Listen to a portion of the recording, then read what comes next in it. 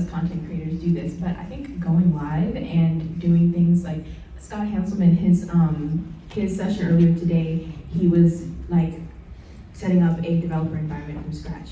And doing that live and doing what you're supposed to be an expert in what you're supposed to be an expert at, and making mistakes and being open about that, and being vulnerable as somebody that people look up to be able to make mistakes and show people how you can come back from that and still be confident is really important. So I feel like Scott Hanselman, he's definitely a role model because it's not like he knows everything. I think he has a t-shirt that's like world's okayest programmer. So I still look up to him. I think it's more admirable to be able to say I'm not perfect than to be able to be seen as perfect, because once you do that, you're opening the door for more people to be able to embrace their averageness, their okayness. I appreciate that.